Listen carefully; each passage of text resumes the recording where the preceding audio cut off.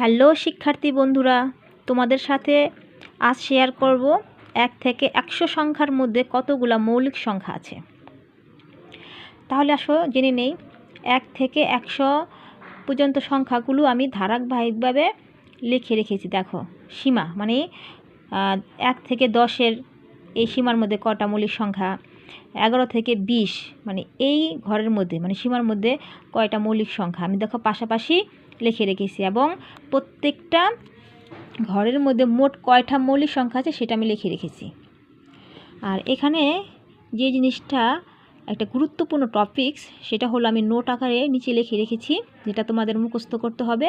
এবং মুখস্থ করলে তোমাদের যে উপকারটা হবে সেটা হলো, দেখো এখানে এই যে 4 এভাবে যে লিখে রেখেছি, এইগুলাই মুখস্থ করলে তুমি এখানে এগুলো মনে রাখতে পারবে।